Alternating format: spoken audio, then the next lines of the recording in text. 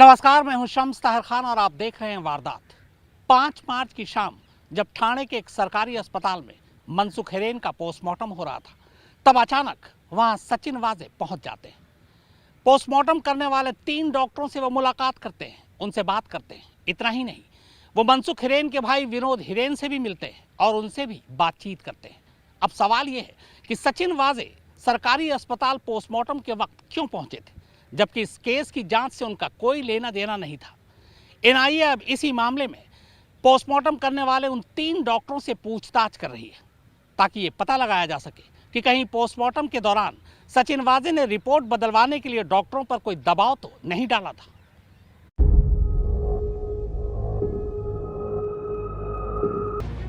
यह गुरुवार रात की तस्वीर है, लगभग ठीक उसी वक्त की जिस वक्त 4 मार्च की रात मनसुख हिरेन को मुमरा क्रीक की खाड़ी में फेंका गया था।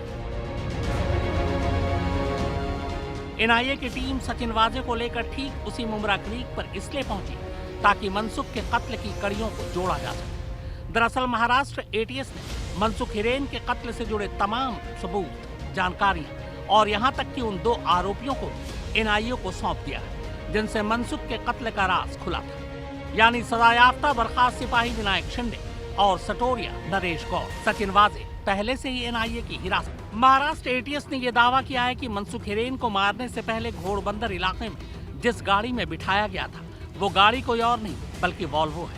एटीएस ने इस वॉल्वो गाड़ी को दमन की एक फैक्ट्री से बरामद किया है। विनायक शिंदे के बयान के बाद वॉल्वो की फॉरेंसिक जांच कराई जा रही है। दरअसल विनायक शिंदे ने एटीएस को बताया था कि 4 मार्च की रात इसी वॉल्वो गाड़ी में क्लोरोफॉर्म सुंघाने के दौरान मनसुख हिरेन के साथ हाथापाई हुई थी, जिससे उसके चेहरे पर कई जगह चोट लगी। फॉरेंसिक जांच के जरिए यह पता लगाने की कोशिश की जा रही है कि क्या वॉल्वो में मनसुख हिरेन के खून के कोई निशान मौजूद है। अगर ऐसा हुआ तो ये साफ हो जाएगा कि मनसुख के कत्ल के लिए इसी वॉल्वो का इस्तेमाल हुआ। एटीएस सूत्रों के मुताबिक घोड़बंदर से जब गाड़ी चली तब उस गाड़ी में मनसुख हिरेन के अलावा सचिन वाजे भी बैठा हुआ, लेकिन मनसुख को बेहोश करने के बाद जब उसका गला घोटने की कोशिश की गई और फिर जब मुमरा क्रीक फेंका गया, तब उससे पहले रास्ते में ही सचिन वाजे एक ऑडी कार में सवार हो गया। सचिन वाजे को लगा था कि मनसुख का काम तमाम हो चुका है, लेकिन पोस्टमार्टम रिपोर्ट बताती है कि जब मनसुख को खाड़ी में फेंका गया तब वो पोस्टमार्टम रिपोर्ट और एटीएस सूत्रों के मुताबिक मनसुख की मौत रात करीब 10 से सवा 10 बजे के दरमियान हुई, जबकि सचिन वाजे 9:30 बजे के आसपास ही वहां से निकल गए। कॉल डिटेल रिकॉर्ड्स के मुताबिक सचिन वाजे ने 4 मार्च की रात 8:30 बजे से लेकर देर रात तक अपने मोबाइल से एक भी कॉल नहीं की और न ही उसके मोबाइल पर किसी का फोन आया। शक है कि इस दौरान सचिन वाजे लगातार व्हाट्सएप कॉल पर बात कर रहा था। थाने से लौटने के बाद सचिन वाजे मुंबई पुलिस हेडक्वार्टर में मौजूद क्राइम ब्रांच सीआईयू के अपने दफ्तर गया और फिर अपने मोबाइल को चार्जिंग पर लगा दिया ताकि उसका लोकेशन मुंबई पुलिस कमिश्नर का ऑफिस। सचिन वाजे ने पहले एटीएस और फिर एनआईए को यह कहा था कि 4 मार्च को वो पूरे दिन मुंबई पुलिस हेडक्वार्टर के सीआईयू दफ्तर में ही मौजूद था, लेकिन मोबाइल की लोकेशन के मुताबिक सचिन वाजे दोपहर 12:48 पर चैम्बूर के एमएमआरडीए कॉलोनी गया था। 4 मार्च की रात करीब 11:30 बजे सचिन वाजे क्राइम ब्रांच सीआईयू के पुलिस वालों के साथ डोंगरी इलाके में टिप्सी बार पहुंचा, बार में छापा डालने के लिए। हालांकि जब सचिन वाजे टिप्सी बार पहुंचा तब बार बंद हो चुका था, वहां कोई ग्राहक नहीं। सचिन वाजे करीब 20 पुलिस वालों के साथ बार में पहुंचा था। टिप्सी बार के मैनेजर राजेंद्र शेट्टी ने आज तक से बातचीत में कहा कि सचिन वाजे बार के अंदर रात करीब 2:30 बजे तक मौजूद था। इस दौरान बार के पेपर देखने का बहाना कर रहा था। छापे के दौरान सभी पुलिस वालों ने मास्क पहन रखे थे। 20 आदमी अब मास्क पहन के आया था। 11:30 बजे के बाद में आया था। उसका वो लोग का चेकिंग किया अपना इधर क्या चलता है, तो चेकिंग करके बाद में वो लोग क्या वो लोग का कुछ खा रहे करना क्या करने के वो लिखा पढ़ी था। वो लोग का लिखा पढ़ी कर रहा था, अपना पेपर चेक किया। पेपर चेक करके बाद वो लोग को क्या कुछ वो लोग को लिख के 2 बजे के अंदर बाहर निकला। करीब 3 घंटे तक सचिन वाजे और उसकी टीम बार में छापेमारी का नाटक करती रही। इस दौरान उनके हाथ कुछ भी ऐसा नहीं लगा। फिर रात 2:30 बजे वो लोग बार से निकल गए। दरअसल टिप्सी बार पर छापा सचिन वाजे की साजिश का एक हिस्सा था। उसे पता था कि देर सवेर मनसुख हिरेन की मौत के तार को उससे जोड़ा जाएगा। क्योंकि दोनों की बातचीत की कॉल डिटेल और उनके रिश्ते तब तक आम हो चुके थे। बस इसीलिए मनसुख की मौत के वक्त खुद को वो मौका वारदात से बहुत दूर दिखाना चाहता था और इसीलिए उसने एक बार में रेड डालने की प्लानिंग बनाई। ठीक उसी रात जिस रात मनसुख की मौत हुई, लेकिन विनायक शिंदे और नरेश गौर के बयान और मोबाइल की कॉल डिटेल सचिन वाजे की पोल खोल है जो दिख रहे होंगे वो लोग वो उनका फुटेज दिया था अपना उसने वो वीडियो हाँ, लेके हाँ, गए। आपके पास में कोई भी अवैध गैर कानूनी कुछ ये ऐसा कुछ नहीं। जांच एजेंसियों की माने तो सचिन वाजे जिस वक्त मनसुख हिरेन का कत्ल हुआ वहाँ पर मौजूद थे। उसके बाद वो सीआईओ ऑफिस आए। सीआईओ ऑफिस में 10:30 बजे रात के आए मार्च 4 तारीख को, और उसके बाद 11:15 बजे इस जो टिप्सी बार नामक एक बार है डोंगरी में, वहाँ पर रेड की गई। ये रेड इसलिए की गई कि ताकि सचिन वाजे ये एस्टेब्लिश कर सके कि जिस दिन मनसुख हिरेन का कत्ल हुआ उस दिन वो मुंबई में थे, और माना जा रहा है कि वो अपना फ़ोन जो है अपने ऑफिस में ही रखकर मुंब्रा की तरफ गए थे जहाँ पर मर्डर हुआ। उसके बाद आके फ़ोन स्विच ऑन किया, क्योंकि सचिन वाजे के फ़ोन पे कोई भी कॉल नहीं था इनकमिंग या आउटगोइंग। इसी से पहले एटीएस को शक आया कि किसी न किसी तरीके से दूसरे सिम कार्ड्स का इस्तेमाल किया जा रहा है, और ये रेड सिर्फ आई वॉश था ताकि ये एस्टेब्लिश किया जा सके कि सचिन वाजे की लोकेशन उस वक्त थाने नहीं थी बल्कि मुंबई थी।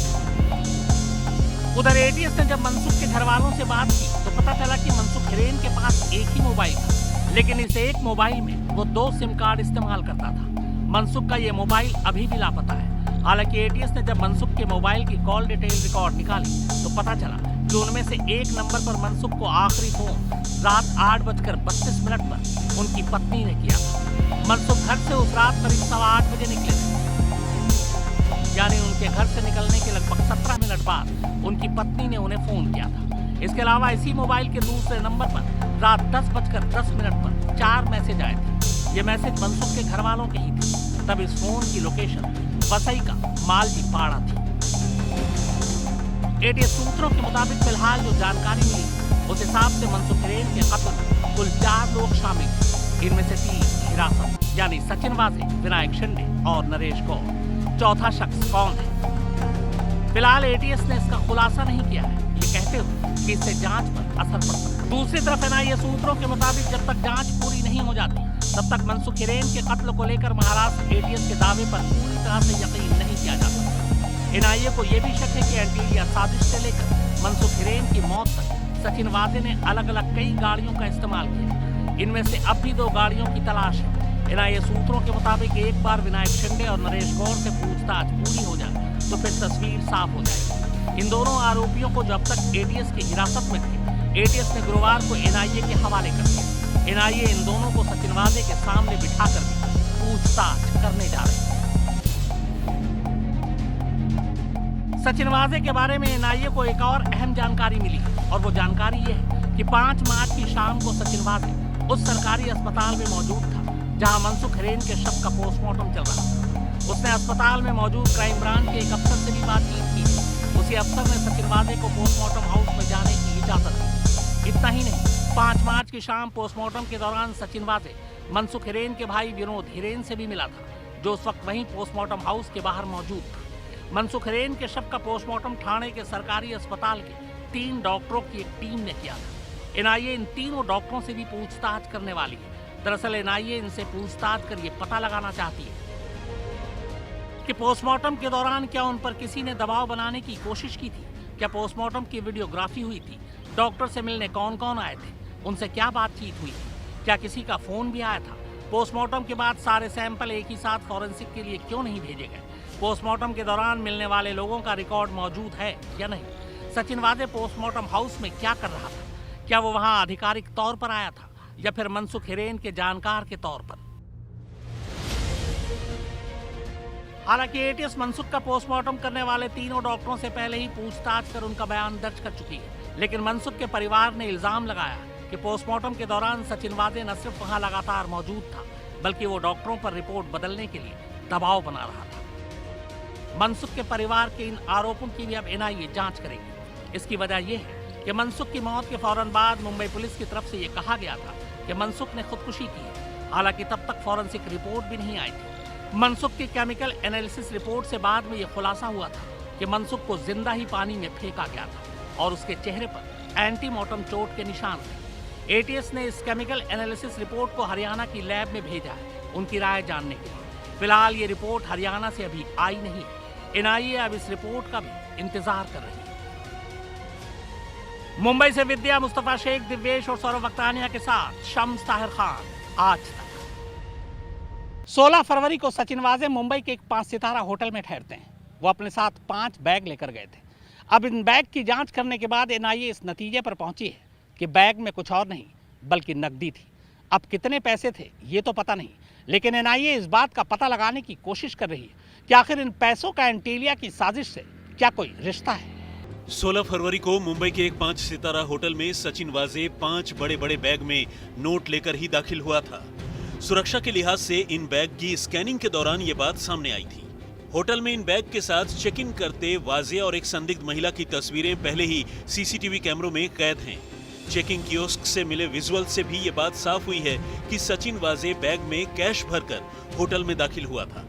अब ये बात सामने आने के बाद एनआईए चेकिंग कियोस्क पर बैठे शख्स से भी पूछताछ कर रही है। लेकिन सवाल यह है कि आखिर वाजे होटल में इतने सारे रुपयों के साथ क्या कर रहा था। वाजे के साथ वो संदिग्ध महिला कौन थी जिसके पास नोट गिनने की मशीन थी? ये रुपए किसके थे और वाजे के पास कहां से आए? बैग में नोट होने की बात सामने आने के बावजूद तब इसकी खबर पुलिस या इनकम टैक्स को क्यों नहीं दी गई? और सबसे अहम ये कि फिलहाल नोटों से भरे वो 5 बैग कहां हैं? कहीं ऐसा तो नहीं कि ये रुपए उगाही के थे जिसका जिक्र मुंबई पुलिस के पूर्व कमिश्नर कर चुके हैं। वाजे 16 फरवरी से 20 फरवरी तक इस होटल में ठहरा था। इसके लिए उसने फर्जी आधार कार्ड का इस्तेमाल किया। वाजे के लिए एक कारोबारी ने 100 दिनों के लिए होटल का एक कमरा बुक किया था। ये बुकिंग एक ट्रैवल एजेंट के जरिए की गई थी।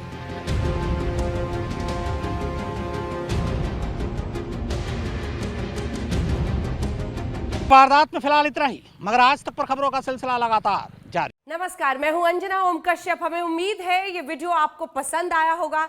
लेटेस्ट खबरों के लिए यूं ही देखते रहिए आज तक, और इस वीडियो के पसंद आने पर लाइक, शेयर एंड सब्सक्राइब करना ना भूलें।